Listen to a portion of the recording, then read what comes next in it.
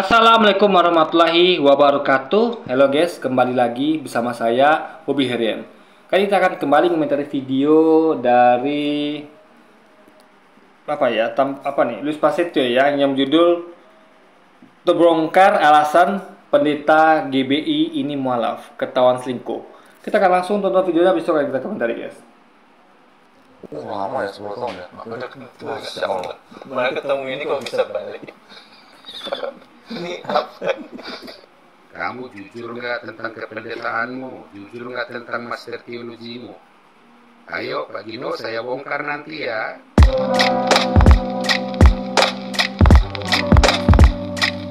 Assalamualaikum, selamat datang kembali di channel ini. Balik lagi dengan saya Luis Prasetyo. Ya, kita akan bahas kali ini tentang Donitan lagi, yang mana dia mencoba untuk membuat video yang mana dia wawancarai lagi yang namanya mantan pendeta GBI. Nah, kita akan gali apakah mantan pendeta kebanggaan Donitan ini dia adalah orang yang jujur, dia adalah orang yang benar-benar tulus, dan dia adalah seorang pendeta yang good, baik. Ya, kita langsung aja nonton videonya dulu ya. Berarti semua Pak tahu harusnya. Nah, lagi pendeta.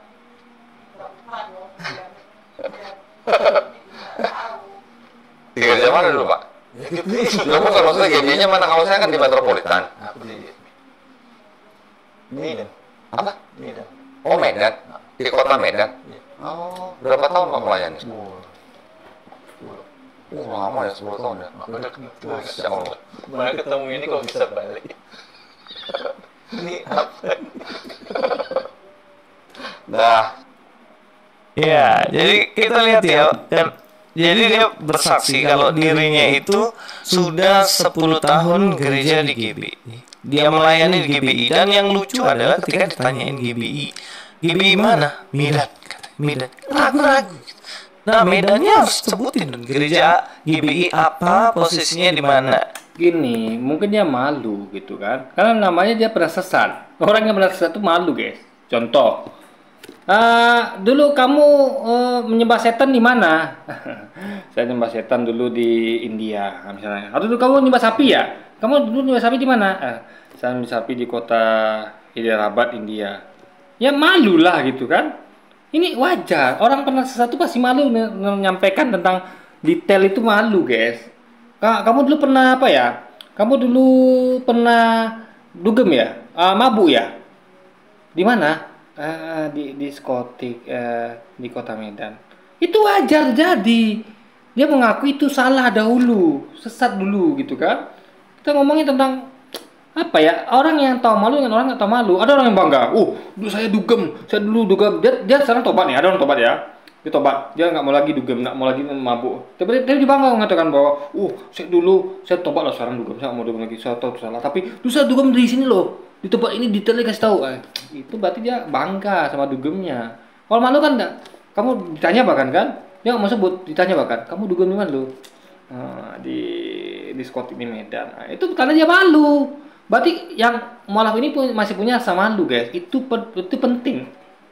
Jadi Anda pilih dibandingkan orang nggak punya rasa malu, dibandingkan dengan orang punya rasa malu, mana yang lebih baik? Saya memilih bahwa orang yang punya rasa malu itu lebih baik, karena dia menyadari kesalahannya dan dia malu untuk mengakui itu. Ya, di mana tempatnya dia yang malu mengakui. Karena itu adalah suatu kesalahan yang cukup dia aja yang tahu guys. Ya, itu bukan suatu kebanggaan. Suatu kebanggaan tuh ngapain juga dia semangat atau dia tuh ngasih tau dia tuh ngapain, uang itu bagi dia satu kesalahan gitu kan. Yang sama kayak Donitan, dia bilang adalah pendeta GBI Metropolitan. GBI Metropolitan ini mana ini maksudnya? Jakarta. GBI tempatnya yang mana gitu loh Donitan.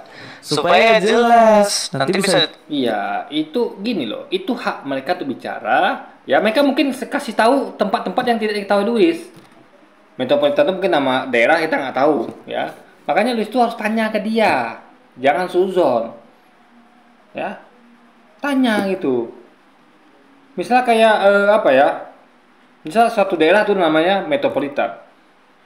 Nah, jadi bukan berarti itu adalah metropolitan Jakarta, belum tentu. Makanya tanya gitu.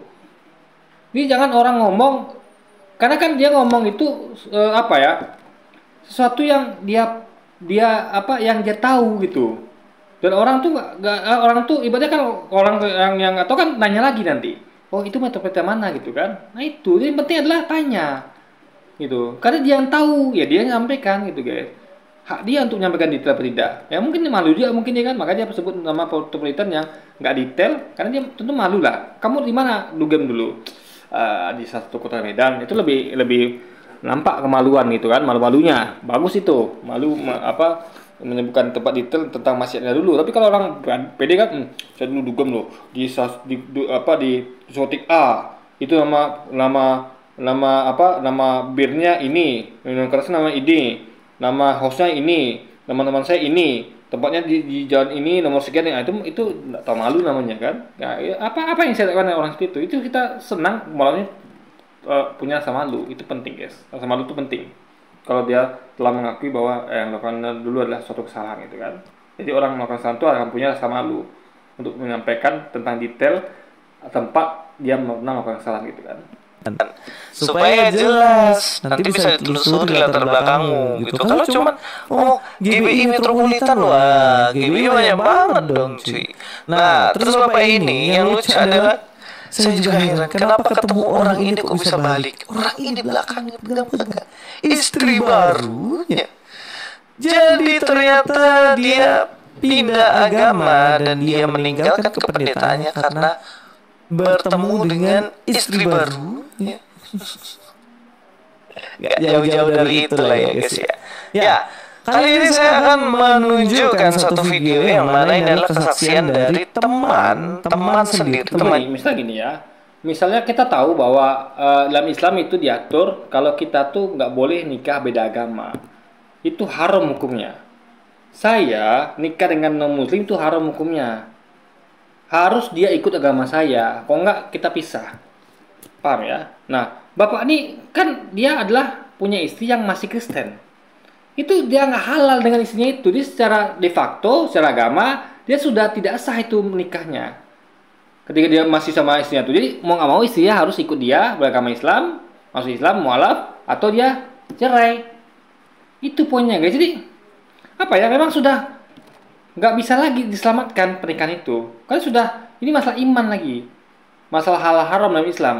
Dia sebagai Islam tentu meyakini tentang Islam. Ada Islam bahwa beda agama tuh nggak boleh nikah, haram hukumnya. Maka dia satu opsinya cuman atau dua. Kalau nggak mau istri masuk Islam atau mualaf ikut dia, orang cerai gitu. Itu poin di situ guys, yang harus dipahami gitu kan. Jadi nggak ada istilah selingkuh nggak ada. Memang sudah tidak. Jadi kalau dia teruskan itu sama istrinya tuh, itu selingkuh namanya bukan selingkuh ya. Lebih tepatnya adalah menyalahi aturan agama. Ngerti nggak maksudnya? Suatu yang nggak boleh dilakukan. Itu memang nggak selingkuh sama perempuan lain tapi selingkuh dengan Tuhan karena dia menyalahi aturan Tuhan gitu guys sama kayak Anda dilarang bos Anda untuk jangan begini atau orang tua Anda larang Anda begini tapi Anda lakukan berarti Anda selingkuh dari istri atau apa dari orang tua atau dari Tuhan Anda karena melakukan sesuatu yang mereka selisihkan gitu yang mereka tidak yang mereka larang itu ibaratnya guys ini bapak ini sendiri Pak Pendeta Albert yang ternyata di situ gelarnya SE MTH. Ya pantes nggak tahu apa-apa. Orang depannya S, ini sarjana ekonomi. Jadi gini ya, orang nggak tahu apa-apa tuh beda dengan orang nggak tahu banyak. Ya, beda. Orang nggak tahu apa-apa tuh nggak bisa ngomong sama sekali. Contoh, saya nggak tahu sama sekali tentang apa ya? Yang saya nggak tahu sama sekali ya. Apa ya? Saya nggak tahu sama sekali. Misalnya saya nggak tahu sama sekali tentang apalah ya. Nah, saya nggak tahu sekali tentang apa ya. Yang lebih tepat itu saya nggak tahu sama sekali tentang apa yang ada di balik galaksi Bima Sakti. Nah, itu saya nggak tahu sama sekali. Misalnya galaksi apa itu saya nggak mau tahu. Nah, itu saya nggak mungkin ngomong. Tapi kalau saya misalnya tahu sedikit, misalnya saya tahu sedikit tentang apa ya? Saya tahu sedikit tentang hal gaib. Misalnya saya tahu bahwa Tuhan menciptakan tentang malaikat. Nah, saya tahu sedikit tentang malaikat. Malaikat adalah makhluk yang diciptakan Tuhan itu tanpa hawa nafsu. Nah, itu saya tahu sedikit. Saya nggak tahu detail tentang malaikat, nggak tahu. Hanya Tuhan yang tahu. Tapi jangan bilang saya nggak tahu apa-apa tentang malaikat. Itu salah, guys. Ini Louis ini dan teman-temannya suka menggunakan istilah tidak tahu sama sekali. Itu salah besar ya. Itu adalah nggak jujur namanya. Itu adalah fitnah. Orang yang tahu walaupun sedikit itu nggak bisa layak disebut nggak tahu apa-apa. Walaupun cuma sedikit. Contoh, orang nggak tahu banyak tentang Islam. Dia nuduh misalnya Islam tuh diajarkan begini begitu, padahal dia salah semua gitu. Tapi kita nggak boleh sebut dia nggak tahu apa-apa tentang Islam, nggak boleh, karena minimal dia pastilah tahu ya bahwa Islam itu tidak bagi Islam Yesus cuma nabi, pasti dia tahu sebagai orang Kristen gitu kan. Jadi nggak bisa kita katakan, dan kita jujur tentang hal itu, nggak mungkin kita katakan bahwa mereka ini nggak tahu apa-apa. Tapi orang ini beda guys, mereka tuh sampai segitunya gitu loh untuk mendegradasi orang itu sampai dikatakan nggak tahu apa-apa. Itu situ fatalnya guys. Jadi dia cuma S2 itu langsung di MTH. Dan gak linear ternyata dari S1 ya. Ya ini yang susah nih, gini-gini nih. Kadang-kadang susahnya itu karena nggak menghayati betul-betul apa yang dia pelajari. Ya potong kompas dan begini apa? Dia kan mempelajari dogma. Ingat, setiap umat Kristen itu mempelajari dogma. Karena dogma itu sampaikan di gereja. Bahwa pendeta menyampaikan dogma. Apalagi yang sudah sekelas beliau ini, ya. Jadi apa ya? Masalahnya adalah gini, meresapi itu mungkin yang maksudnya adalah percaya. Ya kalau dia nggak percaya mau bilang apa? Ini kan masalah meresapi itu adalah masalah percaya apa tidak. Contoh, saya adalah orang yang nggak percaya bahwa judi itu adalah memberikan keuntungan, judi itu baik. Ya saya mau ketemu mempelajari, saya tahu itu salah, ngerti, saya paham. Nggak mungkin tuh orang judi itu adalah baik, nggak mungkin tuh orang judi itu adalah kaya, nggak mungkin. Saya tahu itu, sehingga itu hak saya untuk nggak semangat belajar di situ. Tapi saya tahu itu gitu loh. Jadi orang nggak yang tahu tuh bukan berarti dia tuh apa ya ya seperti yang disampaikan itu, bahwa dia tuh adalah nggak apa istilahnya tuh nggak meresapi. Ya orang gimana meresapi, dia nggak percaya. Yang penting dia tahu esensinya. Jadi pengetahuan tuh bukan berdasarkan dari apa namanya istilah tuh merasuki atau apa istilah ya, bukan itu. Tapi apakah dia percaya apa tidak, dan bagi dia logis apa tidak, itu poinnya guys. Jelas seperti itu. Tapi saya nggak bilang semua orang yang begitu itu pasti nggak benar. Enggak. Tapi kalau bahayanya adalah kalau nggak sungguh-sungguh menggali sungguh-sungguh, nah ini yang berbahaya. Tapi kalau dia langsung di S2-nya teologi, tapi dia menggali sungguh-sungguh kebenaran iman Kristen, ya nggak masalah. Gimana mau meyakini kebenaran? Uang dia aja tidak meyakini itu kebenaran. Jadi nggak bisa paksa orang, nggak bisa. Sama kayak Anda mengatakan bahwa gini, kayak kita ambil yang contoh paling absurd lah ya, misalnya kayak iman kepada Tuhan yang mereka ada orang yang menurunkan sapi. Lalu meresapi gimana? Orang udah nggak percaya sapi itu Tuhan gitu loh. Jadi intinya adalah Anda nggak bisa maksa orang meresapi kalau orang nggak percaya lagi. Sesuatu yang sapi itulah sesuatu yang dipercaya. Orang akan meresapinya. Ini kunci meresapi itulah percaya dulu. Jadi makanya gimana suruh malah meresapi kalau dia tuh tidak percaya itu gitu loh guys.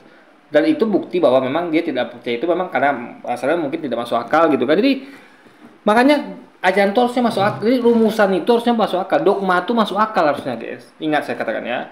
Ada suatu teks namanya kitab suci. Itu harus dikaji dengan logika dan juga dengan pemahaman bahasa yang benar. Itu rumusnya. Baru dirumuskan.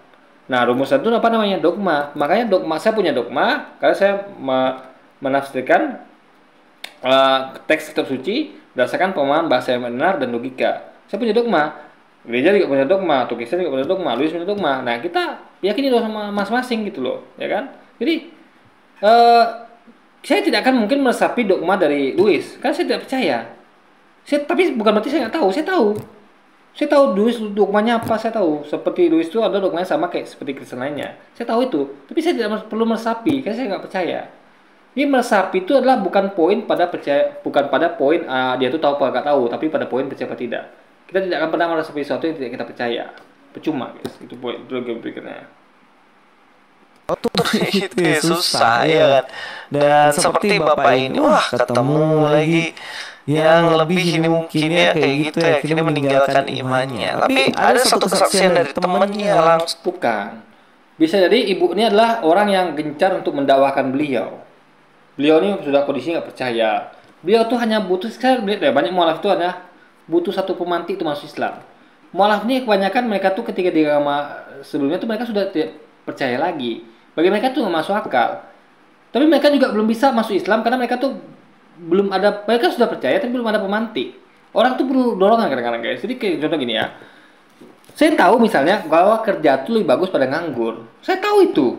Dan semua orang juga tahu itu. Bahwa kerja itu pasti lebih baik pada nganggur. Kerja dapat duit, nganggur tidak. Kerja itu kita dilatih disiplin, dilatih macam-macam lah. Kita tuh belajar banyak hal di pekerjaan itu. Dengan nganggur kita nggak dapat apa-apa. Nggak dapat duit, nggak dapat ilmu, nggak dapat macam-macam pengalaman, nggak dapat. Nah, kita tahu itu. Tapi orang kadang-kadang butuh dorongan untuk bekerja. Butuh dorongan dia. Misalnya dorongan dia rasa malas. Oh jangan malas dong kerja. Atau apa kamu tuh apa maunya main aja. Atau ibaratnya dikasih apa ya dorongan pemantik saja gitu. Misalnya kayak tiba-tiba dia punya kejadian tiba-tiba bahwa dia kekurangan uang. Kita tinggal bilang tuh kan buktinya kan makanya kerja. Kamu jangan kekurangan uang. Jadi mereka ini sudah mualaf ini sudah punya iman di Islam tapi belum mereka bisa pindah tuh belum mau pindah tuh karena belum ada pemantik dan mereka butuh pemantik itu. Nah, jadi siapa pemantiknya termasuk mungkin ibu ini yang mendakwahi dia dulu yang getol dan rajin mendakwahi dia gitu kan sehingga dia tuh mendapatkan itu semacam pemantik sehingga dia masuk Islam guys itu poinnya. Bapak ini, Pak Bos ini, dan kemudian dia memberikan kesaksian seperti ini. Kita langsung nonton video. Pak Albert Ray, Pak Gino, saya sahabat terdekatmu, Parli Purba. Mau jujur nggak bahwa kamu selingkuh, bahwa kamu menelantarkan anak-anakmu dan juga istrimu, bahwa kamu itu menikah di bawah tangan, walaupun kamu punya istri, punya 3 anak, dan belum yang lainnya. Jujur nggak Pak Gino, Pak? Itu harus dibuktikan di pengadilan, bukan omong-omong doang guys. Buktikan pengadilan. Dan gini ya, semua itu bisa disetting, ingat ya, semua bisa disetting. Misalnya istrinya ngaku bahwa dilantarkan atau anaknya gitu. Padahal bisa jadi contoh, misalnya ada kejadian saya tahu betul ya. Misalnya gini, ada seorang istri yang dia tuh bawa anak-anaknya jauh dari suaminya. Alasannya apa? Oh lebih nyaman tinggal di rumah mertua, di rumah orang tua kandungnya dibanding pada kita. Kita tuh terkesan kayak melantarkan, padahal dianya senang di situ. Dia nggak nyaman sama kita. Mungkin karena kesibukan kita sibuk kerja gila kerja, sehingga kita tuh di rumah pun kita tuh kerja aja gitu kan. Sehingga nanti dia tuh nggak nyaman, sehingga dia tuh memilih untuk tinggal sama ibunya. Lalu duduk pula kita melantarkan, nggak mau ngurus anak. Wong anak dibawa dia pergi, gimana kita mau ngurus anak gitu kan? Memang juga kalau kita di sini juga kita susah ngurus anak, karena kita masih bekerja. Tapi itu bukan jadi alasan untuk kita tuh kan yang penting kan tujuannya untuk apa kita seperti itu gitu loh, paham ya? Jadi ada orang pikir mungkin kan ada istrinya kita bagi tugas lah, aku nyari uang laki-laki kamu ngurus anak kan gitu. Ini mohon maaf kalau bisa ngurus anak kan kamu kan di rumah juga ya urus anak gitu kan, bagi tugas kita. Nah jadi karena nggak mungkin dia ngerjain semuanya, kerja juga iya 24 jam misalnya cuma istirahat tidur ngurus anak lagi. Kan nggak mungkin kejadian guys gitu. Makanya berbagi tugas dalam rumah tangga itu indah gitu loh. Meskipun itu sebenarnya tugas suami ya. Tapi kan suami itu pengen dia masalahnya nggak semua orang tuh hidupnya tuh yang enak gitu. Dia kerja dengan gaji yang cukup bahkan dia jaminan ke PNS itu dia bisa bagi waktu. PNS bisa bagi waktu. Uang dia dijamin kok seumur hidup kerja terus gitu kan. Nah, orang-orang kayak kita swasta gimana? Yang kadang-kadang ada peluang dipecat kayak saya misalnya. Itu kan nggak bisa kita tuh kerja kayak PNS yang habis kerja pulang kerja tenang di rumah main sama anak-anak, main istri, nggak bisa begitu. Kayak saya aja pribadi pikiran saya itu selalu nggak bisa begitu karena saya tuh kerja sama swasta. Saya tahu ada peluang dipecat di swasta beda sama PNS.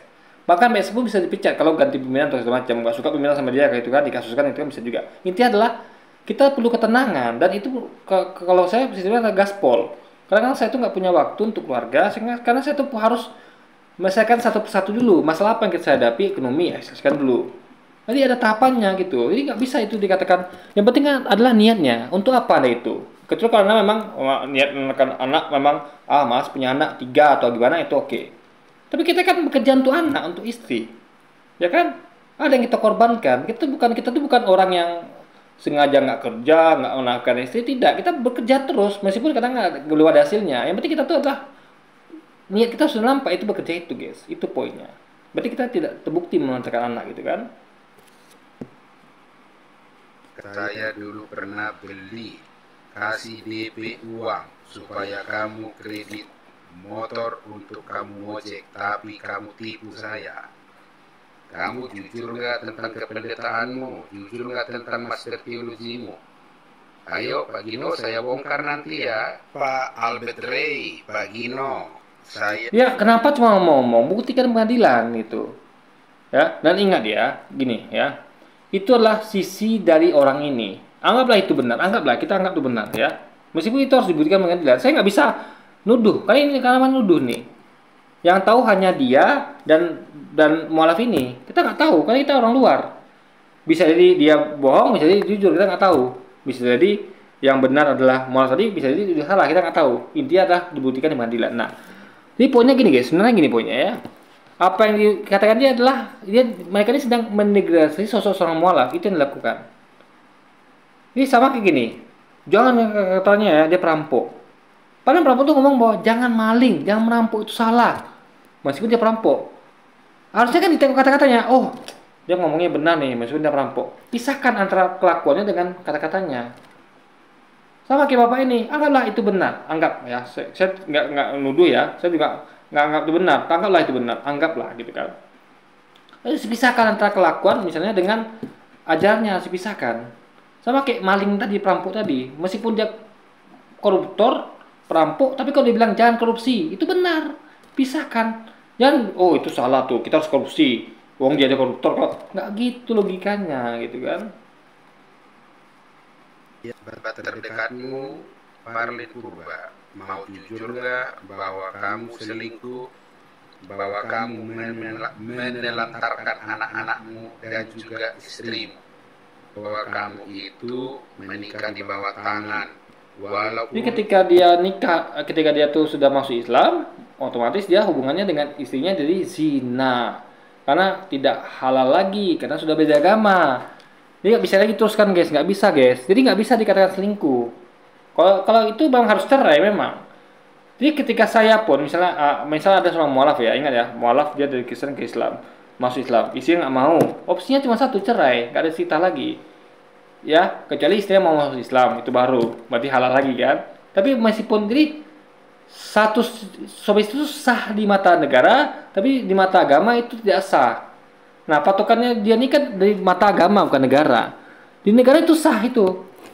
Tapi di mata sebenarnya nggak sah juga. Karena kalau diulang lagi ya, itu negara nggak bisa menikahkan orang beda agama, tuh susah guys.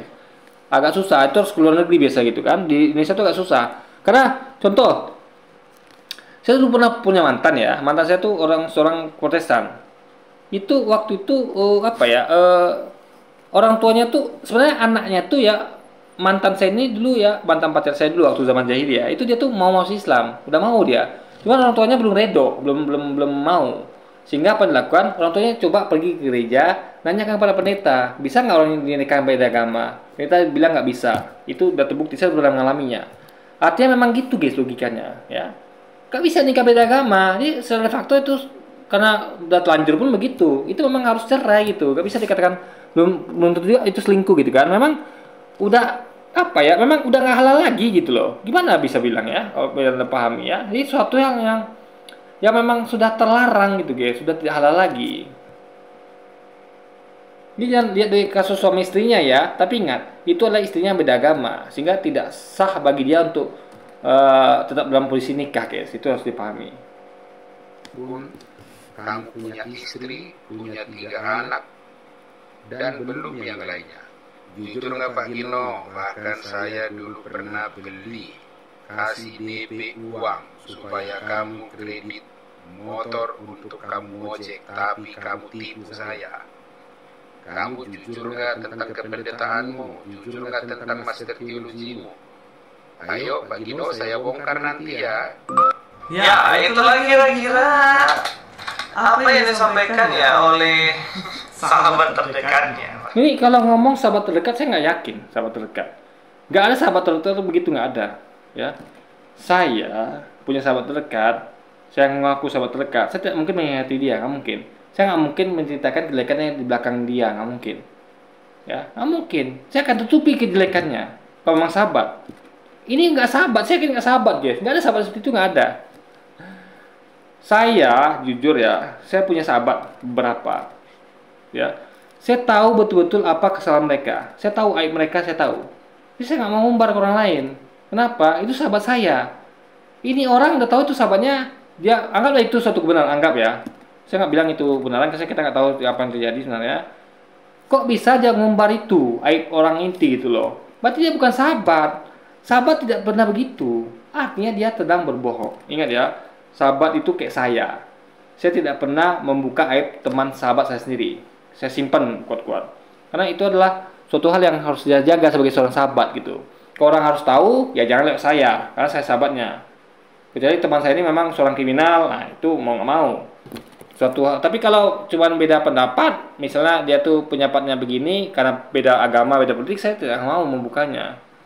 Kecuali kalau memang dia seorang kriminal, memang apa yang kau nggak saya buka itu berbeda bagi orang lain. Dalam artian, misalnya gini, dia adalah seorang seorang psikopat. Anggap saya seorang psikopat. Nah, itu kalau saya nggak tahu bahaya. Nah, dia tuh ketika orang tuh bahaya psikopat itu. Nah, tapi kalau hal begini kan dia pernah punya aib tuh ngapain saya sampaikan? Karena tidak bahaya bagi orang lain, guys. Itu logika pikirnya. Nah, itu adalah aib gitu kan, bukan kriminal. Sahabat terdekatnya pertama, ternyata istri yang dia begini kan tadi belakang itu adalah istri selingkuhan dia. Yang mana sebelumnya ia punya istri dan 3 anak, tapi tidak ada namanya istri selingkuhan, nggak ada. Ya. Istri itu sah gitu. Ya, selingkuhan itu adalah seseorang yang belum nikah. Misalnya saya punya istri saya selingkuh, ya. Nah, itu jadi kan sebelumnya itu kan mereka nggak mungkin langsung nikah, guys. Minimal kenalan dulu, dekat dulu gitu kan, baru yakin baru nikah gitu kan. Nggak ada orang tuh yang langsung kenal langsung nikah tuh nggak ada. Ya minimal jalan dulu kayak apa dulu. Itu proses selingkuh tuh itu. Ketika sudah punya pasangan resmi, ya atau nggak resmi lah, nggak orang pacaran pun kadang-kadang bilang mereka tuh selingkuh, padahal tidak menurut saya. Karena pacaran itu bukan suatu yang resmi. Orang tuh masih bebas itu kan. Resmi kalau Anda sudah nikah, baru Anda tuh bisa dikatakan selingkuh. Nah, meskipun saya juga tidak menyalahkan orang-orang yang nuduh, yang mengatakan bahwa orang yang selingkuh itu ketika pacaran itu memang selingkuh namanya. Tapi itu sah-sah saja. Ini adalah yang penting adalah ini adalah posisinya adalah posisinya adalah dia ini sudah tidak halal lagi dengan istrinya itu, guys. Itu yang harus dipahami. Tinggalin sama pendeta ini demi ayam beb yang ada di belakangnya tadi ya. Itu bisa dibuktikan enggak? Itu masalahnya. Jadi Anda tuh bisa nuduh, itu fitnah namanya. Anda harus buktikan. Ini buktinya dengan Anda tunjukkan bagaimana cara mereka berkenalan, kapan mereka kenalan. Apakah mereka tuh kenalan ketika dia belum cerai atau bagaimana, itu bisa tunjukkan buktinya. Kasih tahu timelinenya gitu, guys. Kalau cuma gini mah ini namanya nuduh fitnah gitu. Ya. Coba. Kalau misalnya kalau terjadi adalah ketika dia tuh masuk Islam, dia tahu ini haram, dia ceraikan, ya, baru dia tuh nikah sama yang baru, itu kan selingkuh namanya. Paham ya? Wah, nggak ada hubungan lagi gitu loh. Ini intinya adalah kaji dulu apa yang terjadi sebenarnya gitu. Kalau saya nggak begitu saya percaya kata-kata orang, karena orang itu bisa juga bohong. Kayak orang tadi itu bisa juga bohong. Apalagi saya yakini ya, saya nggak rancu nih. Ini aku sahabat tapi kok bisa buka aib sahabat sendiri. Itu aneh sekali, guys. Itu bukan sahabat. Saya aja sebagai seorang sahabat nggak mungkin melakukan itu pada sahabat saya, nggak mungkin gitu kan. Yang ada di belakangnya tadi ya, ternyata memang benar, tidak jauh-jauh dari itu orang tinggalkan imannya. Kedua, ternyata dia menipu temannya sendiri ketika dikasih DP untuk kredit motor dipakai untuk ojek, mungkin untuk biaya sehari-hari dari beliau dalam pelayanan. Ternyata ditipu, entah ditipunya bagaimana, entah uangnya dibawa kabur, entah dia nggak belikan motor untuk yang lain, ya kita nggak tahu. Nanti dibongkar sama temannya ini tadi. Ya kalau nggak tahu ya nanya, jangan langsung judge gitu kan. Itu poinnya, guys. Nanti dibongkar sama temannya ini tadi, Pak Purba ini. Yang ketiga, ternyata ada sesuatu masalah dalam kependetaan dan master teologinya. Ya kan?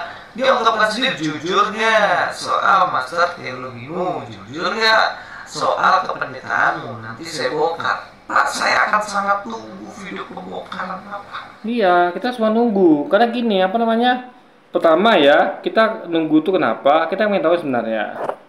Ya, kita biar tahu Bapak tuh orangnya bagaimana sebenarnya. Karena kalau misalnya nggak terbukti kan berarti pindah berarti.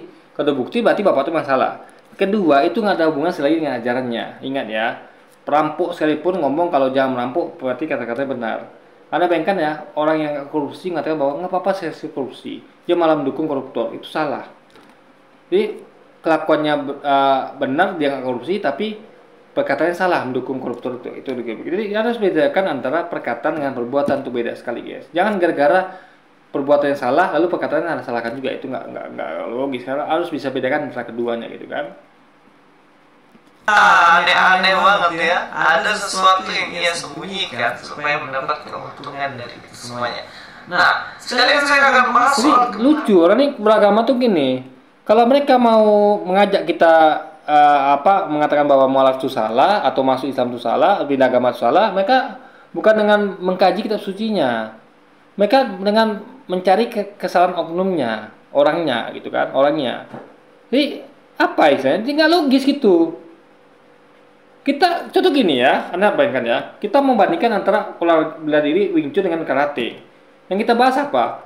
Wing Chun dan karate. Kita buka atau buku teks, buku gambar atau buku teori Wing Chun dan buku teori karate. Kita debat itu, bahas itu. Ini dia bilang gini, itu tuh guru karate, guru Wing Chunnya tuh dia kriminal. Nggak ada hubungannya guys. Untuk membandingkan antara Wing Chun dan karate, yang dibaca teksnya, ya buku panduannya. Bukan kelakuan dari gurunya. Aneh. Lo mengatakan bahwa Wing Chun tuh salah tuh, lihat gurunya itu merampok. Nggak ada hubungannya. Ya, ini aneh sekali. Jadi lucu, pola pikirnya lucu guys. Jadi cara untuk menyalahkan Islam adalah dengan cara untuk menyalahkan orang mualaf, bahwa mualaf itu salah, harusnya tetap di agama Kristen yang benar adalah dengan melihat kelakuan orangnya. Ini absurd sekali. Ini sama kayak bahwa Islam itu agama salah, lihat tuh lo bunuh diri, nggak gitu logikanya. Kan ada orang nggak bunuh diri gitu, ada orang yang nggak bunuh diri gitu. Jadi nggak gitu caranya. Dibahas kitab sucinya, dibahas hadisnya, gitu caranya, bukan dengan melihat kelakuan orangnya. Guys, ini absurd sekali ajaran ini gitu kan. Ya benar nggak semuanya baik. Ada pendeta yang mencari keuntungan bagi domba-dombanya untuk jemaatnya. Ada yang pendeta yang tulus dalam melayani domba-dombanya, ya kan? Kadang-kadang yang memeras domba-dombanya, memeras jemaatnya, mencari keuntungan untuk jemaatnya, aduh malah disanjung-sanjung. Ada yang tulus. Kita tahu yang mengenal namanya perpuluhan alias 10%. Jadi dari uang kita tuh dari sumbangkan 10% bagi gereja. Itu adalah suatu pemasaran secara halus. Kenapa? Karena sebutkan jumlahnya, dan jumlahnya 10% guys. Anda bayangkan ya, kita secara Islam itu hanya 2,5%. Zakat itu hanya 2,5%. Anda bayangkan ya, ini 10% guys. Anda bayangkan per 10 lebih tinggi daripada bunga deposito, lebih tinggi daripada apalah itu ya, kayak contoh dividen. Ini luar biasa loh. Jadi kalau 2,5 masih bisa terima, ini 10% guys. Udah uang kita kena makan inflasi, kena perpuluhan lagi kan. Kalau zakat 2,5% itu masih cukup ringan lah, 2,5%. Masih di bawah bunga deposito atau masih di bawah dari dividen saham atau apapun itu. Tapi ini 10% guys. Itu sudah pemasaran secara halus namanya kan, karena jumlahnya besar sekali. Itu 10 dari harta kita miliki atau pendapatan yang kita miliki guys. Ini malah dibilang nggak bener dan malas dalam pelayanan. Ya itulah ya realita itu. Tapi waktu yang akan membuktikan, yang akan bongkar yang model-model kayak gini Tuhan. Oke, kita langsung bahas saja ya. Ya, mau dibongkar pun, mau yang tidak pun ngaruh sama ajaran. Ya, yang dilihat itu adalah kata-kata. Makanya Anda harus objektif. Perampok ngomong jangan merampok, jangan mencuri. Orang yang bukan perampok ngomong bahwa mencuri nggak apa-apa sekali. Anda kalau cerdas, Anda bisa bedakan. Oh, perampok ini benar kata-katanya, tapi kelakuannya salah. Harusnya gitu kan? Bukan bahwa, perampok ini salah kata-katanya, dia merampok kok. Kata-katanya benar kok, ada salah kan tentang perampok. Itu nggak, itulah gagal berpikir orang-orang seperti Louis ini kayak gitu guys. Nggak bisa bedakan antara kelakuan orang dengan perkataannya guys. Kita bahas saja di dalam Yehezkiel. Dalam Yehezkiel pasal 34 ayat yang pertama. Lalu datang firman Tuhan kepadaku, hai anak manusia, bernubuatlah melawan gembala-gembala Israel. Bernubuatlah dan berkatakanlah kepada mereka, pada gembala-gembala itu, beginilah firman Tuhan Allah. celakalah, dikatakan sini ya, celakalah gembala-gembala Israel yang menggembalakan domba-domba yang seharusnya digembalakan oleh gembala itu, yang mengembalakan dirinya. Minta maaf ya, sini katakan menggembalakan dirinya, bukan menggembalakan domba, ternyata dirinya. 3. Kamu menikmati susunya, dari bulunya kamu buat pakaian, yang gemuk kamu sembelih, tetapi domba-domba itu sendiri tidak kamu gembalakan. Yang lemah tidak kamu kuatkan, yang sakit tidak kamu obat. Begini guys ya, kita tahu ya, domba ya itu nggak sama dengan manusia. Makanya saya katakan bahwa ini nggak tepat analoginya. Contoh gini ya, kalau manusia kita perlu memang kita tuh sebelum kita tuh, contoh kayak saya misalnya ada bos misalnya, bos itu dia perlu untuk mengasih gaji fasilitas kepada karyawannya sebelum dia tuh memakai karyawannya untuk bekerja. Domba nggak begitu. Anda bebas, Anda mau gembalakan mau tidak, mau Anda ambil pakaian dari situ, bikin pakaian atau ada makan, nggak apa-apa.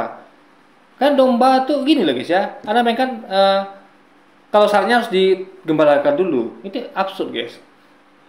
Nih, saya tahu ya, kita pergi ke hutan, Anda mainkan, kita pergi ke hutan nih, kita tersesat, atau kita mengalami situasi di mana kita tuh memang ya kita tuh memang, atau zaman dahulu yang belum ada gembala, belum tahu cara untuk gembalakan domba, gimana supaya itu tetap sehat atau segala macam, nggak tahu, dan juga tempat nggak ada misalnya. Nah, juga kayak di kota misalnya, di kota tuh kan gimana Anda mau gembalakan domba? Masa tiap mau ambil pakaian bulunya atau jadi pakaian atau Anda makan harus Anda gembalakan dulu, kan nggak begitu. Makanya ini ayat perlu kita pertanyakan ya, ini betul dari Tuhan atau dari manusia?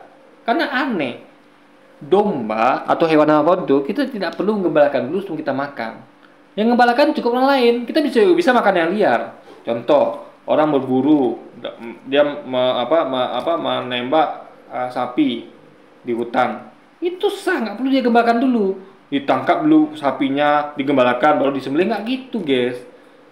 Makanya ini ayat kalau menurut saya tuh agak aneh.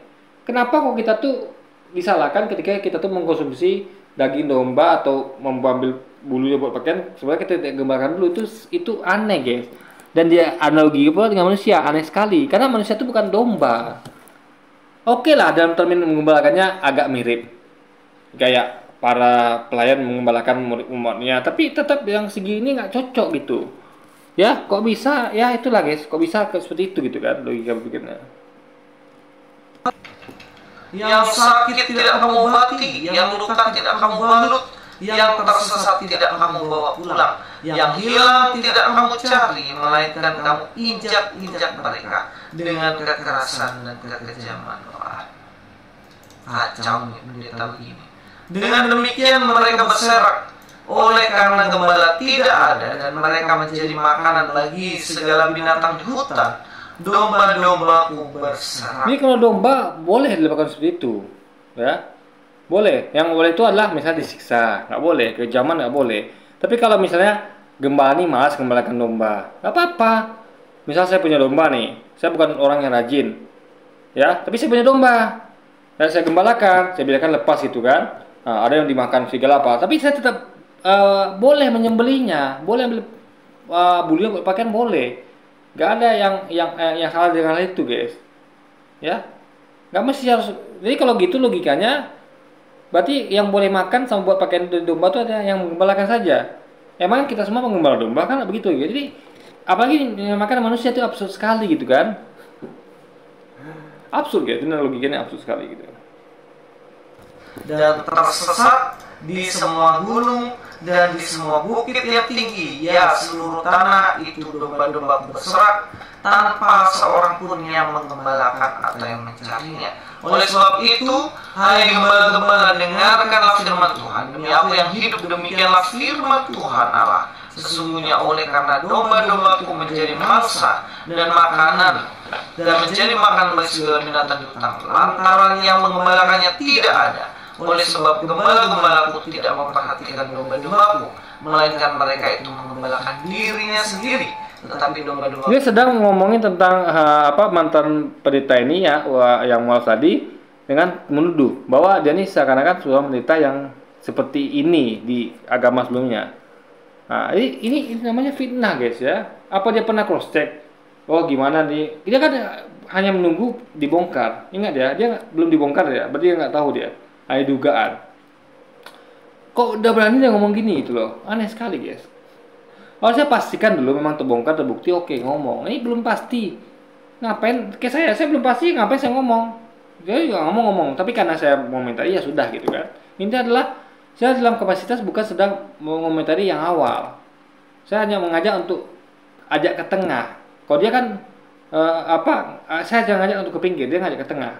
Suatu yang sudah di pinggir, dia ajak ke tengah sama dia. Saya ajak ke pinggir lagi. Tunjukkan pada persoalannya. Kalau yang nggak tahu ya teliti dulu. Jangan begini caranya gitu guys. Oke, kita kan. Dan seterusnya. Silakan baca sendiri. Kemudian Tuhan hukum mereka. Lalu kita lihat seperti ini, maka sebenarnya model-model pendeta yang begini cari keuntungan doang, nggak mau menggembalakan, nggak sungguh-sungguh pelayanan. Nah, ini nilai kejam Tuhan. Dan bisa terjadi seperti Bapak ini. Ternyata cuma duit pikirannya, ternyata cuma perempuan pikirannya, dan akhirnya dia tinggalkan pelayanannya. Tadi tuduhnya bahwa dia tuh makan uang senaknya di gereja. Nggak mau gembalakan tapi mau uangnya. Artinya kan hidup enak, nggak perlu gembalakan tapi dapat uang. Artinya dia tuh pindah ke Islam tuh nggak enak tibanya guys. Karena gini loh, Anda bayangkan ya, dia kerja di gereja, katanya nggak mau gembalakan, mereka santai. Umat tuh nggak digembalakan, dia kerjanya main-main gitu kan. Kalau nggak serius, karena itu tadi kerja main-main, ada umat domba nggak digembalakan, tapi dia udah enak hidupnya tuh, dapat uang per bulan pula. Artinya ngapain lagi dipilih ke Islam? Kalau memang itu tujuan itu benar, berarti itu nggak benar tuh guys. Berarti dia tuh memang dia pindah sesuatu yang enak jadi tidak enak. Karena dia kan ingat dia tuh kerja santai, dia tidak perlu dia kan memang main-main terbukti, bukan terbukti main-main ya. Menurut dari statement Luis dia tuh dugaannya main-main. Dan kalau itu bukti, Anda tahu lah. Berarti kan kerjanya enak, dapat duit lagi di puluhan. Jadi apa ya? Jadi bukan itu berarti alasan untuk mualaf gitu kan? Jadi bukan seperti yang Luis katakan itu alasannya. Itu adalah tuduhan yang tidak masuk akal, guys. Ya, demi yang tadi yang ngomong di belakang belakang tadi. Ya, sekarang sudah terbongkar apa alasan Bapak ini mualaf ya? Oke. Sampai ketemu. Nah, kan belum dibongkar tadi. Kok dibilang sudah terbongkar? Luis, orang tuh belum bongkar loh. Dia bilang sudah terbongkar. Jadi apa ya? Dia suka suka mau ubah narasi gitu. Tadi katanya belum dibongkar, sekarang sudah dibongkar. Aneh sekali gitu kan? Oke. Ini mungkin sekian dulu dari video kita kali ini. Sampai jumpa lagi di video-video selanjutnya. Wassalamualaikum warahmatullahi wabarakatuh guys.